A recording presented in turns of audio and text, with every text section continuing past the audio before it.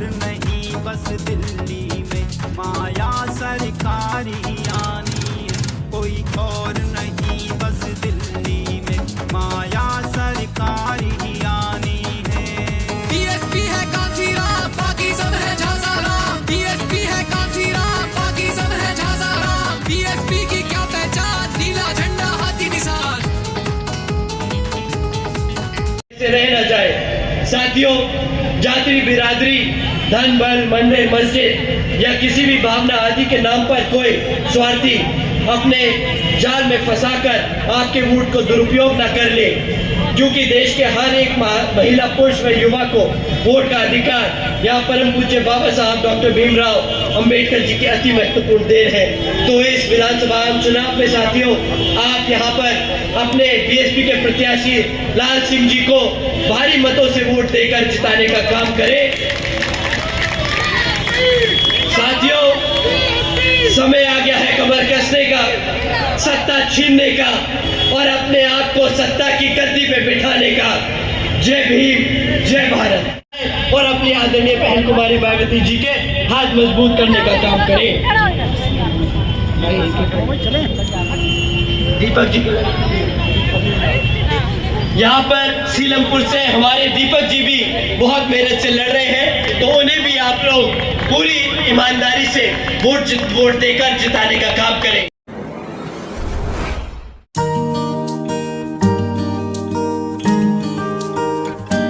से लाभान्वित करें। माननीय आकाश आनंद जी, माननीय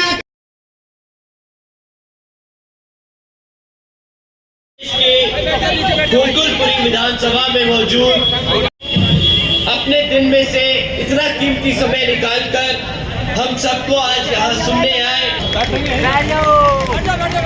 और आज इस विशाल चुनावी जनसभा को सफल बनाने के लिए जो हमारे बीएसपी के सभी मूवमेंट की जान, मेरे सभी साथी, हमारी मेहनत कार्यकर्ताओं ने जो दिन रात एक कर इस सभा को सफल बनाया, आप सभी का भी मैं तहे दिल से धन्यवाद प्रकट करता हूँ। गुरुओं, महापुरुषों को, जिसमें खासकर महात्मा ज्योतिबा फूले, डॉक्टर भीमराव अंबेडकर जी एवं मान्यवर साहब श्री काशीराम जी को नमन करता हूँ।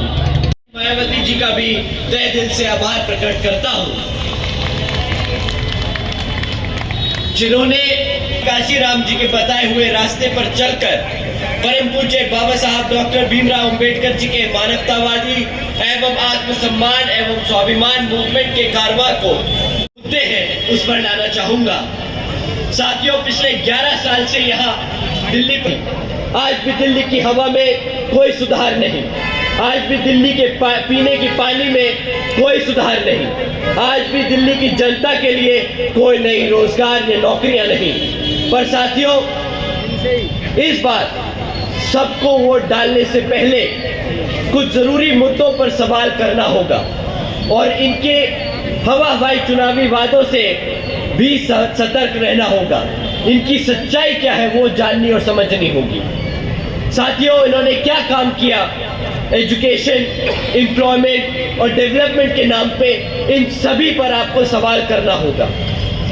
मैं आप लोगों यहाँ जो बैठे हैं उन सब से पूछना चाहूंगा कि अगर हम एजुकेशन की बात करें तो आपको दिल्ली की जनता को केजरीवाल ने क्या दिया?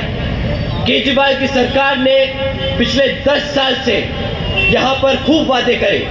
उन्होंने कहा कि हम वर्ल्ड क्लास एजुकेशन देंगे, 20 नए कॉलेजेस खोलने का भी वादा किया था, और दूसरी तरफ हकीकत में क्या किया? दूसरी तरफ 9th में फेल हुए बच्चों को जबरदस्ती ओपन स्कूलिंग बोर्ड में डाल दिया जाता है, जहां पे हमारे बच्चे पास हो या फेल हो, केजरीवाल जी की सरकार को कोई फर्क नहीं पड़ता। जो 9th में फेल होते हैं, एक बार जो फेल हो जाए उसके बाद शिक्षा के लिए वो जानते हैं कि अगर हमारे समाज के बच्चों को, हमारे समाज के बच्चे अगर पढ़ लिख जाएंगे तो अपने हकों के लिए भी लड़ने की क्षमता भी रखना समझ जाएंगे। साथियों, यही इनका अकेला झूठौता झूठ नहीं है जो इन्होंने बोला कि वर्ल्ड क्लास एजुकेशन देंगे। इनका दूसरा झूठ कि हम दिल्ली में युवाओं को रोजगार देंगे। केजरीवाल जी ने 2014 में वादा किया था कि दिल्ली में 8 लाख से ज्यादा नौकरियां देंगे। फिर दोबारा 2022 में उन्होंने वादा किया कि हम 20 लाख से ज्यादा नौकरियां देंगे। और केजरीवाल का सच क्या है? मात्र 12,000 नौकरियां। पिछले 11 सालों में सिर्फ मात्र 12,000 नौकरियां दी हैं केजरीवाल ने। साथियों, इतना ही नहीं, बल्कि जो दिल्ली में सरकारी की जो पक्की नौकरियां हुआ करती थी, वो आज 40% से ज्यादा कॉन्ट्रैक्चुअल जॉब्स बना दी गई है। इनका साथियों, अब आप सब जानते हैं कि पक्की नौकरी दे नहीं रहे, और जो पहले से पक्की नौकरियों को पढ़ाने से रोका गया, हमारे युवाओं को रोजगार से रोका गया, हमारे जो पक्की नौकरी में लगे हुए युवा थे, लोग थे, उनको कॉन्ट्रैक्चुअल जॉब्स कर उनसे आरक्षण छीनने की कोशिश की गई। साथियों, इतना ही नहीं, इनका तीसरा सबसे बड़ा झूठ, इन्होंने कहा दिल्ली को सिंगापुर बना देंगे। पिछले 10 सालों में यहाँ कि केजरीवाल के सामने 200 रुपए के लिए भीख में हाथ तो नहीं फैलाएगा। बताइए मेरे साथियों, फैलाओगे हाथ कि नहीं? साथियों, परंतु पूरी दिल्ली ने हाथ फैलाया और इसकी कीमत साथियों ना मिल पाया हमारे को इस सरकार से कोई ढंग का एससी ओबीसी समाज का नेता। हमने रोजगार, नौकरियां, पानी, हवा, शिक्षा सब गंवाया। बदले में हमें तो एक नेता भी ना दे पाया आम आदमी पार्टी। साथियों, सिर्फ बदले में हमें पिछले 11 सालों में एक भ्रष्ट सरकार, एक भ्रष्ट मुख्यमंत्री और एक भ्रष्ट पार्टी मिली है। पिछले 11 सालों में इनके इतने घोटाले, एक बार सत्ता से बाहर हो जाए तो इनके घोटालों की लिस्ट सामने आ जाएगी। साथियों, अभी तो ये जेल के चक्कर काट के आए हैं, अभी तो ये शराब के घोटाले में चक्कर काट के आए। इन्होंने कहा था मोहल्ले, गली गली, मोहल्ले में स्कूल, चिकित्सालय खुलवाएंगे, पर खोला क्या? ठेके।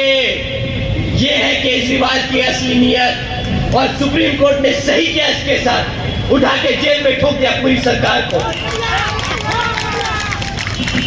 साथियों, अभी तो सिर्फ शराब के, तो वैसे तो कहने को ये बाबा साहब के बहुत बड़े अनुयायी है, बहुत बड़े भक्त हैं, बहुत ज्यादा मानते हैं, परंतु जब इनके पास मौका था, जब ये दोनों जेल में थे, इनके पास मौका था कि एससी और ओबीसी समाज से किसी को तो डिप्टी सीएम और सीएम बना दे, परंतु किसको बनाया इन्होंने?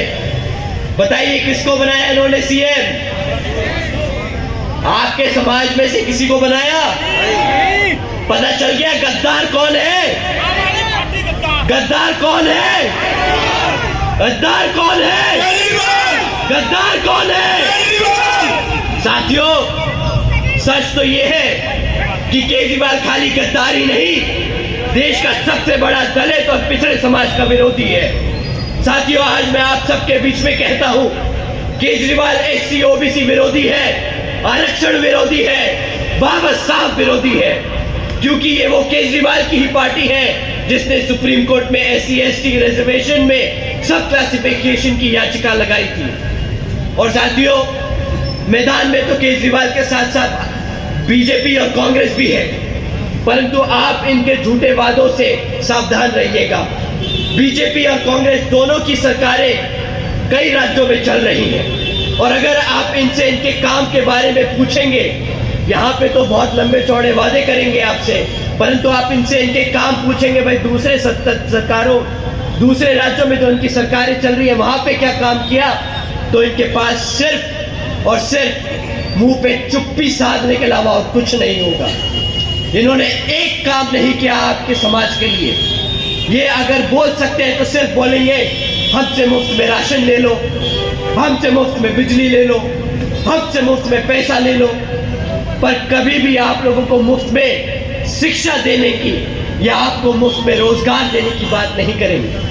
हमारे सभी यहाँ पे माँ बाप जानते हैं कि यहाँ पे सरकारी नौकरी लेने के लिए ये लोग कितनी कितनी घूस खाते हैं।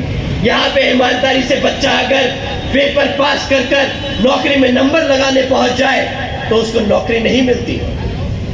पहली बात कि पिछले 10 सालों में इन्होंने तो कोई रोजगार दिया नहीं। दूसरे राज्यों में भी आए दिन पेपर लीक की खबरें आती रहती है, तो वहां पर भी रोजगार नहीं मिलता।